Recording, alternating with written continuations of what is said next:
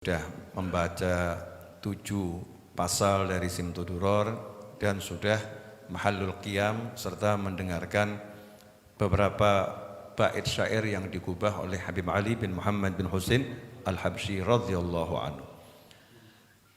Disebutkan oleh beliau tadi, i'rifil haqqi li ahlil haqqi wasluk ma'ahum. Di dalam satu bait pendek ini ada banyak ilmu. Ada banyak ilmu. Yang pertama, i'rifil haqq li ahlil haqq. Ahlul haqq itu adalah orang-orang yang selalu menempuh jalan kebenaran, sehingga menjadi kecintaannya al-haq, yaitu Allah subhanahu wa ta'ala, Allah yang maha benar. Karena yang ditempuh jalan yang benar, mengikuti Rasulullah SAW, maka beliau-beliau menjadi orang-orang yang dicintai oleh Allah subhanahu wa ta'ala. Nah, karena kecintaannya Allah, maka siapapun yang berhubungan dengan kecintaannya Allah, ya harus hati-hati. Ya, kalau saya punya orang yang saya sayangi, saya punya orang yang saya cintai, kemudian ada orang bergaul dengan kekasih saya tadi, terus gak sopan, gak menghargai, gak memuliakan, mungkin yang bersangkutan biasa-biasa saja, tapi sayanya gak terima. Ya, sayanya gak terima. Kamu kok gak hargai, itu orang yang saya sayang.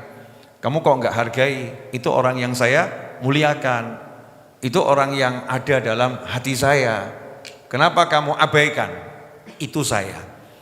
Sebaliknya, jika ada orang yang bergaul dengan orang yang saya sayangi, dengan orang yang saya cintai, orang tadi kok memuliakannya, ya, menghormatinya, menyayanginya, maka saya pun akan senang dengan orang tadi. Saya pun akan senang dengan orang tadi. Inilah yang pertama kali diajarkan oleh Habib Ali Al-Habsyi dalam bait syair ini. Jadilah kamu orang yang paham bagaimana menempatkan orang-orang soleh. Ya, jadilah kamu orang-orang yang paham bagaimana menempatkan orang-orang yang soleh. Bagaimana cara berbicara dengan beliau. Bagaimana cara bergaul dengan beliau. Tempatkan sesuai dengan makomnya, sesuai dengan kedudukannya. Muliakan, hormati. Li ahlil haq. Orang-orang ini punya kedudukan di sisi Allah subhanahu wa ta'ala. Kalau kamu senangkan mereka, maka Allah akan menyenangkan kamu. Ya, Allah akan menyenangkan kamu. Kalau kamu mencintai mereka, maka Allah mencintai kamu.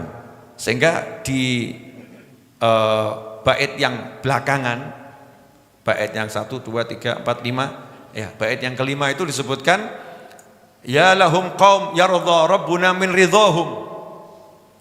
Ini hasilnya kalau kita bisa menghargai orang-orang soleh.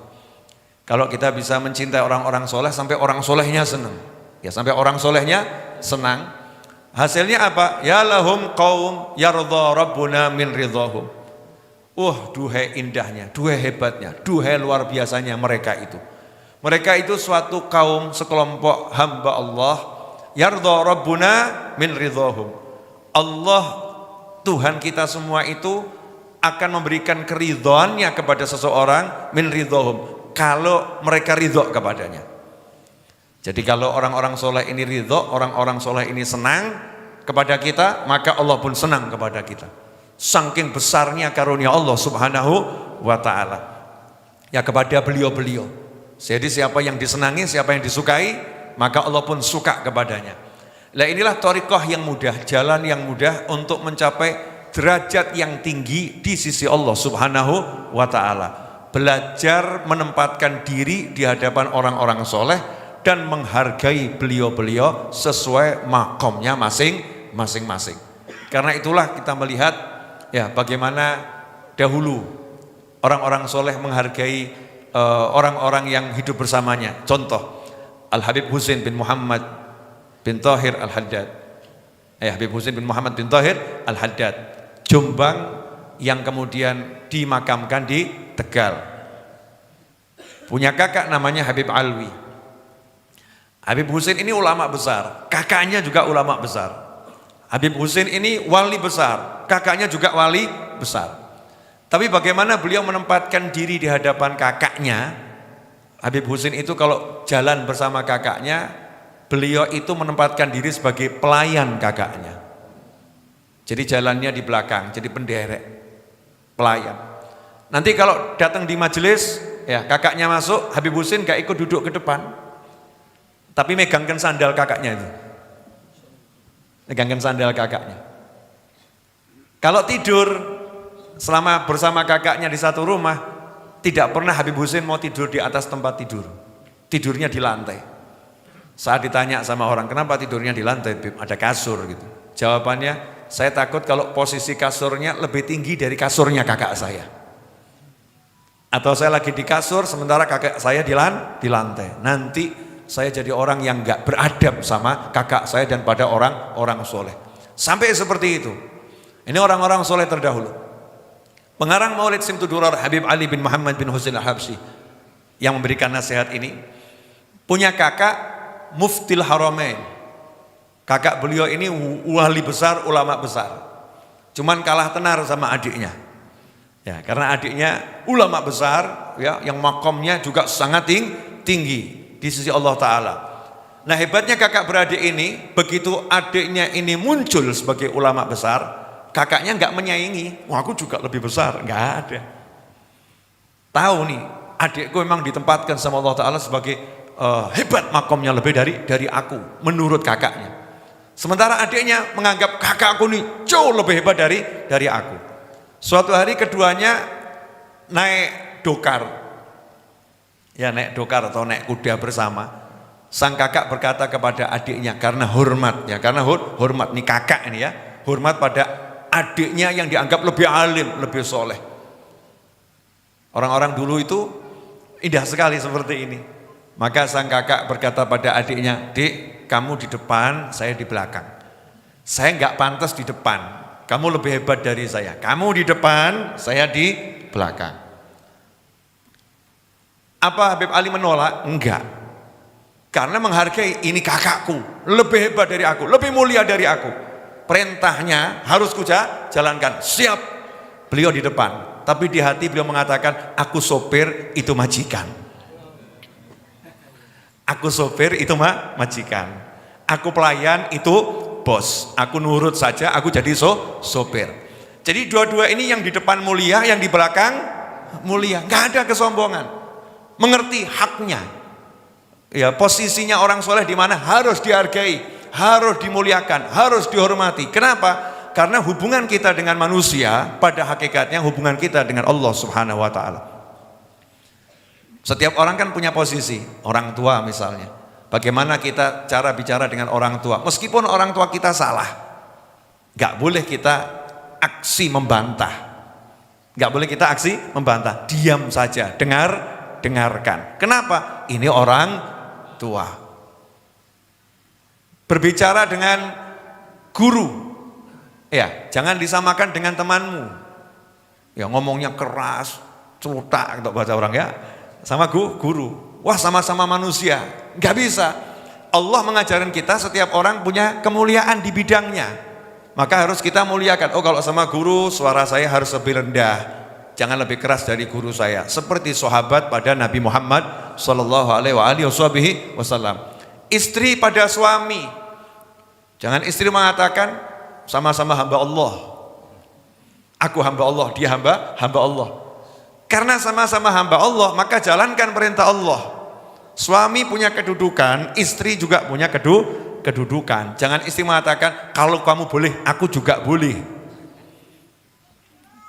Kenapa kalau kamu boleh, aku kok enggak boleh? Ada posisinya masing-masing, di mana istri harus meletakkan suami ini ya, pemimpin yang paling tinggi. Pemimpin yang paling tinggi. Nanti jangan istri yang ngomong, kamu malam-malam kok boleh keluar, aku kok nggak boleh. Ini ada oknum-oknum istri model begitu. Kalau kamu kok boleh ke mall, kalau aku kok nggak boleh. Ya, kalau kamu kok boleh ngobrol sama banyak perempuan, kok aku nggak boleh.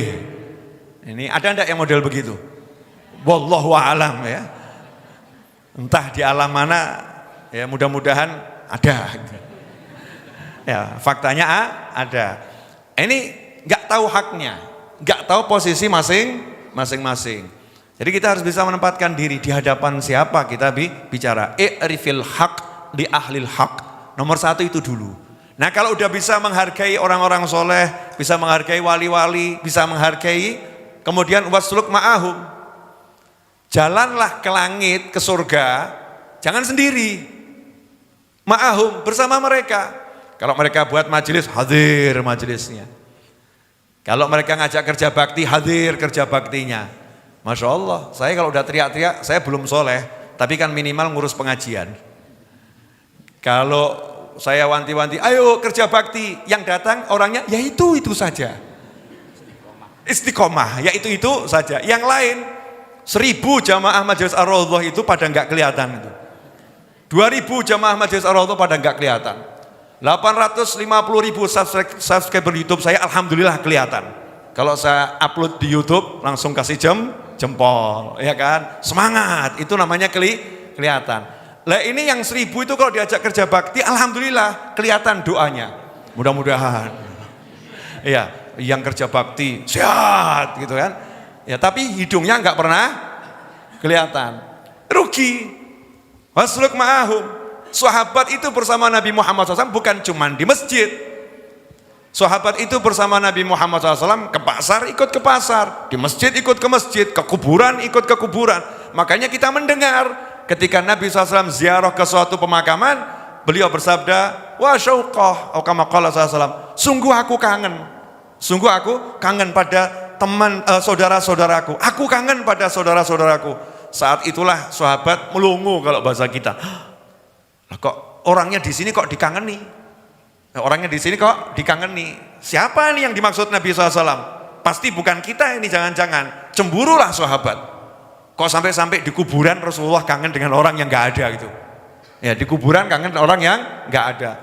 Maka sahabat ngomong, ya Rasulullah kami kan ada di sini. Rasul mengatakan, antum ashabi. Kalian sahabatku, makom tinggi sahabatku, kesayanganku. Tapi aku punya saudara, belum lahir, belum muncul. Ya belum muncul. Nanti sepeninggalku, mereka nggak pernah lihat aku, nggak pernah bertemu aku, tapi mereka kangen pengen ketemu aku dan rela mengorbankan apapun untuk sekali bertemu denganku. Sungguh aku kangen sama mereka semua. Mudah-mudahan kita termasuk di dalamnya, amin. Lah ini munculnya sabda tersebut didengarkan oleh sahabat bukan di masjid. Ya bukan di masjid, tapi di kuburan, ya di pemakaman. Nabi kita Muhammad SAW, ya juga di perkebunan, ya di perkebunan, jalan-jalan perkebunan. Makanya ada cerita bagaimana onta itu nangis pada Nabi Muhammad SAW. Kalau Rasul ke kebun, sahabat juga ikut ke kebun. Rasulullah juga kerja bakti. Kapan? Contohnya bangun parit, perang Khandaq, ikut kerja bakti. Jangan kamu mau jadi pengikut Nabi cuma di masjid. Saya ikut bagian masjid saja pas ngaji, ikut kerja bakti hilang. Ya. Giliran diajak berkebun hilang. Nah, ini namanya belum sempurna. Wasluk ma'ahum. Jalanlah bareng bersama mereka. Dimanapun mereka berada. Kapanpun mereka berada. Wasluk ma'ahum. Terus, jangan tinggalkan. Barengi terus. Wasluk ma'ahum. Saya dulu begitu. Gak mau ketinggalan saya. Ya, dimana guru saya ada ya saya nongol di situ. Nah, kadang-kadang ini guru udah teriak-teriak manggil muridnya, gak ada yang datang. Yang datang cuma jin saja. Dus. Jinnya datang, muridnya semua pada 5 menit lagi. Ada enggak yang begitu? Banyak itu waktu kita nyantri ya. Waktu kita nyantri, Pak Yainya udah teriak-teriak, Habibnya udah teriak-teriak, ya, kumpul di masjid sekarang, sholat subuh. Sampai didatangi di kamarnya. Ya, sampai pakai rotan itu ya, digedor kan kamarnya, enggak muncul. Yang pernah jadi santri mungkin sering ngalami. Ya mungkin sering ngalami. Wasluk ma'ahum, jalan bersama mereka. Fi tariqit tuqa min haits saru warahum. Karena mereka ini jalannya jalan ketakwaan, enggak mungkin jalan yang lain.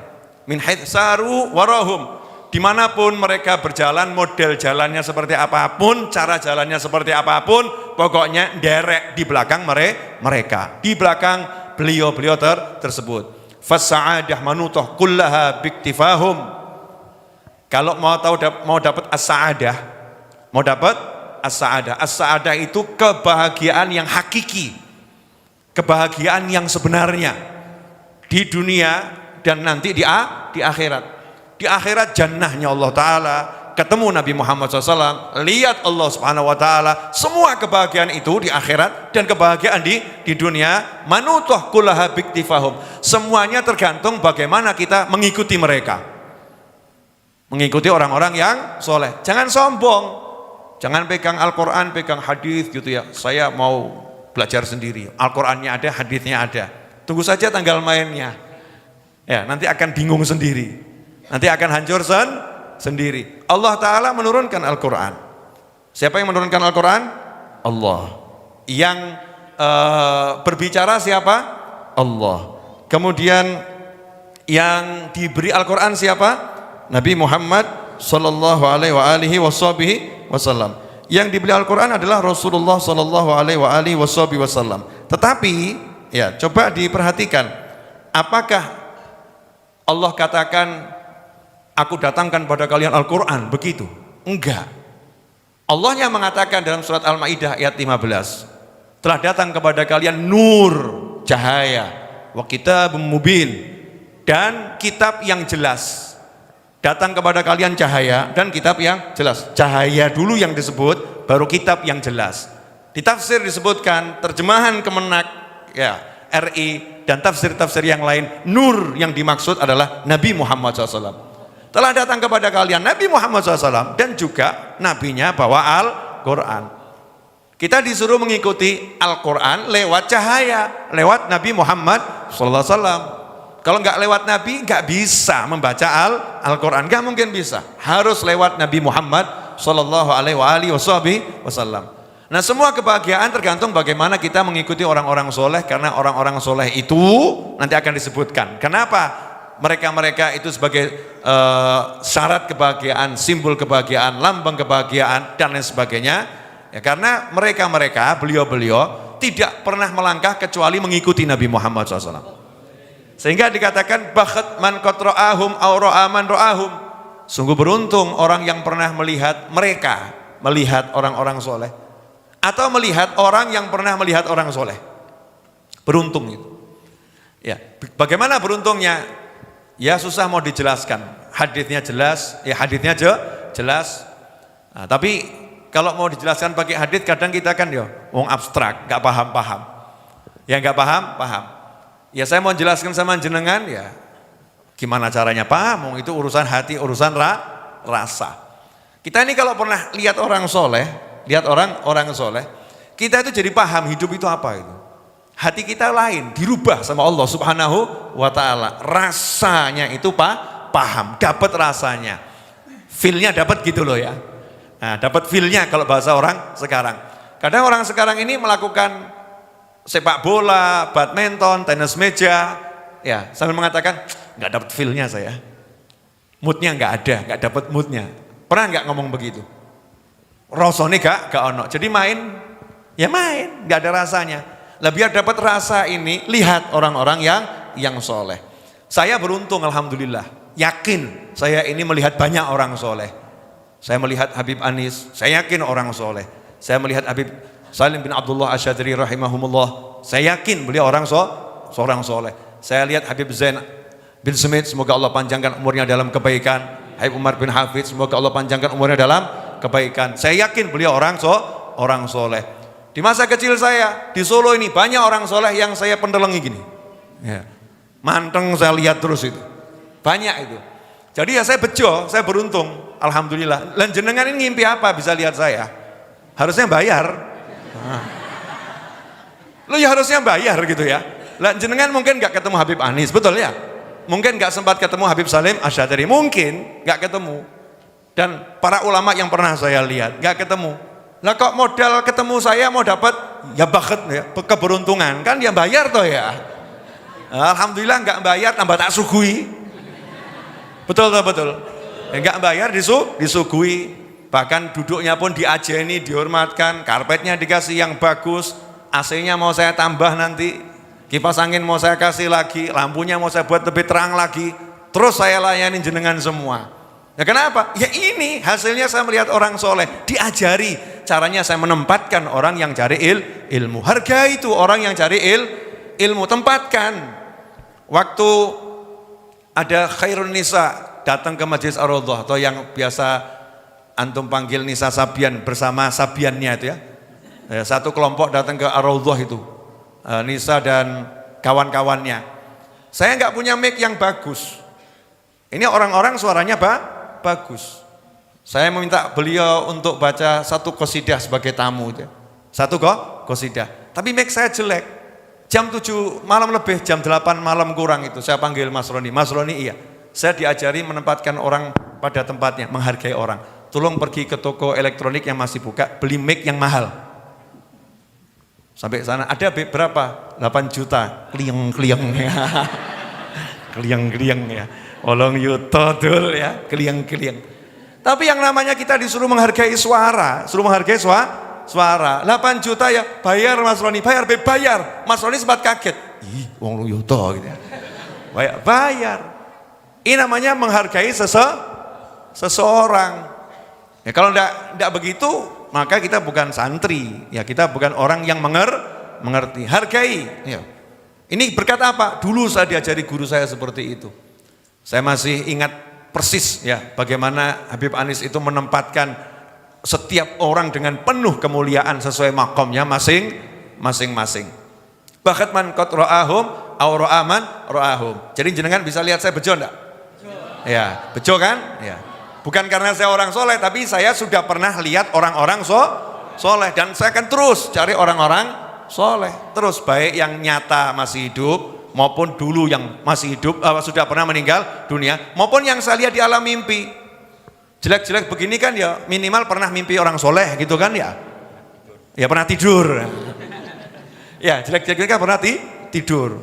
Kan melihat juga di alam mimpi beberapa orang soleh yang saya lihat di alam mimpi ada.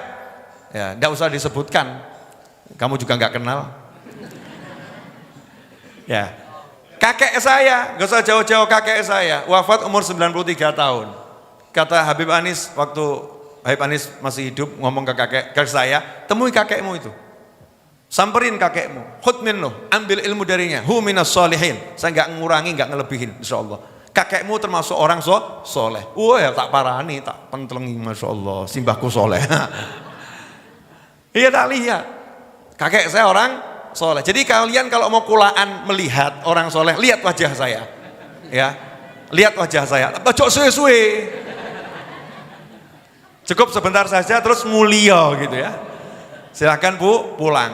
Begitu caranya. Jangan datang ke majelisnya orang soleh, sibuk lihat HP-nya, sibuk lihat YouTube, IG, Facebook, masya Allah.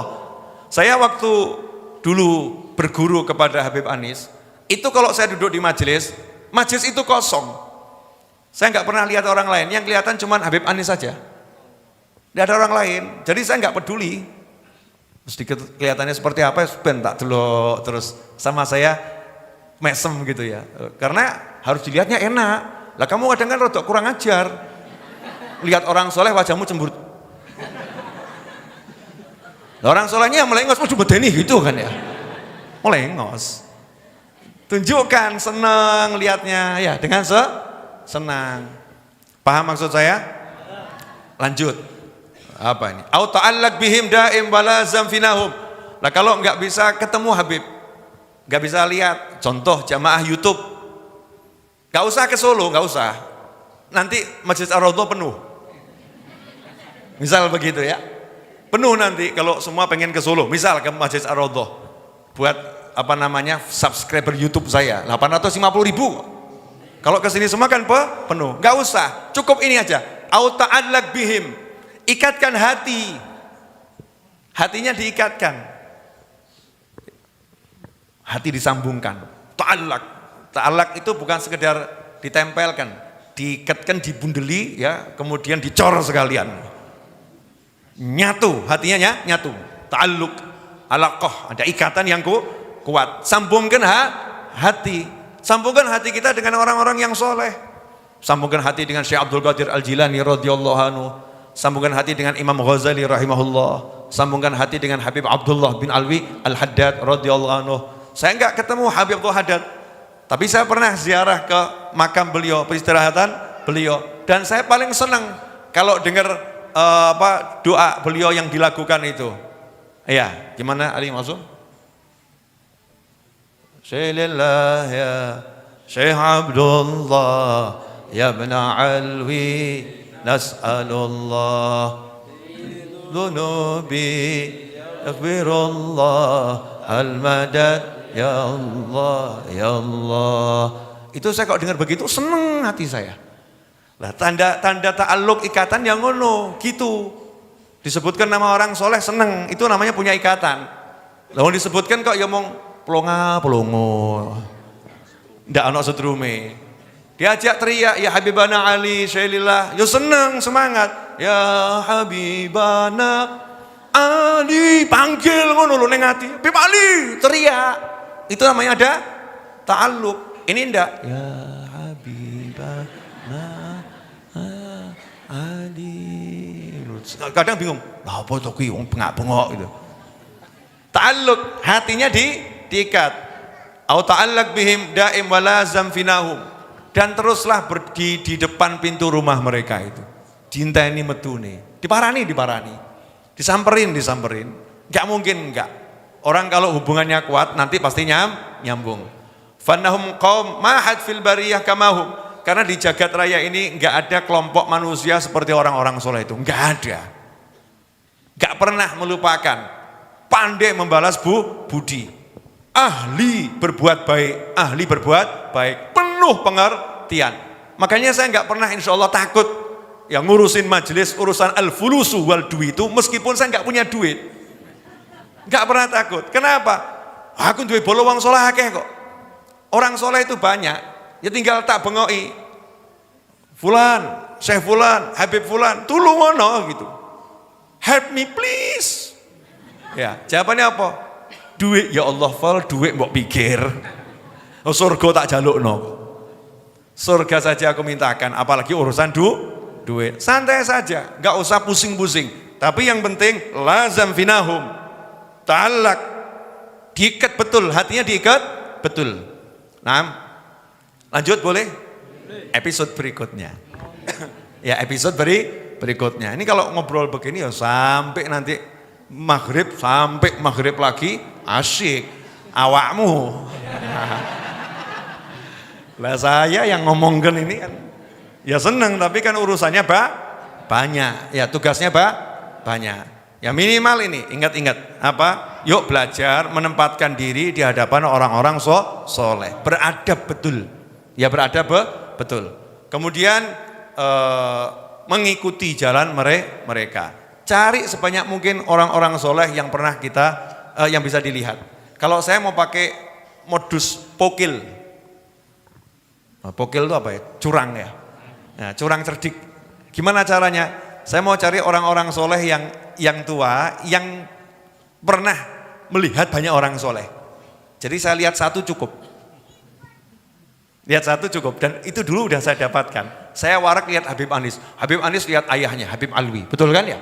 Habib Anis lihat Habib Abdul Qadir bin Ahmad. Habib Anis lihat Habib Fulan, Syekh Fulan. Karena beliau jujukannya para ulama. Jadi saya lihat Habib Anis, berarti saya udah lihat siapa? Wakeh. Belum lagi, ya beliaunya insya Allah pernah lihat Nabi Muhammad SAW di alam mimpi. Ayahnya pernah lihat Nabi Muhammad SAW. Berarti saya pernah melihat orang yang pernah melihat Nabi Muhammad SAW. Bejo atau enggak bejo? Bejo. Lah kamu? Bejo nular. Jadi kalau jenengan kumpul sama saya enggak merasa bejo, ya kebangetan luar biasa. Minimal modalku itu. Bib, saya kalau kumpul sama Bib dapat apa? Elek-elek ngene iki aku nyawang wong soleh. Ya, lihat orang soleh. Harus pede. Ya, harus percaya diri dengan kebaikan. Jangan tambah sok tawadhu. Saya enggak punya apa-apa. Enggak. Tawadhu itu tempatnya bukan begini. Tawadhu itu di sini. Di dalam hati yang gagah, izzahnya harus tunjukkan. Jadi muslim itu yang gagah, tapi jangan sombong. Asyik ya, gagah tapi jangan sombong. Satu lagu nanti satu lagu sebelum qiyam, sebelum doa. Hari ini maulidnya saya singkat. Kalau Kamis pagi biasanya saya baca lengkap. Hari ini saya biasa singkat seperti Jumat Kliwon ya. 1 fasal wahina, kemudian 2 fasal sebelum doa, kemudian doa. Kenapa? Ceramahnya kepanjangan. Ya, ceramahnya kepanjangan. Pengumuman dari saya, insya Allah Maulid Akbar Majelis Ar-Raudhah jatuh di Jumat terakhir bulan Maulid. Kalau saya nggak salah, Jumat 21 Oktober. Jumat 21 Oktober. Datanglah bawa cicit anak jin setan demit. Bawa semua ke sini. Paham? Ya, ajak semua orang datang ke sini kapan? Jumat malam Sabtu 21 Oktober. Maulid Akbar. Maulid Akbarnya tetap di Jumat terakhir malam ya. 21 Oktober insya Allah. Ajak semuanya. Siap ngajak semuanya? Malaikat-malaikatmu ajak semua. Ya, subscriber YouTube-mu ajakan kabeh. Jadi biar niat gitu, mengagungkan Nabi Muhammad sallallahu alaihi wasallam ya, niat seperti itu. Wassallallahu ala sayyidina Muhammadin wa alihi wasallam walhamdulillahi rabbil alamin.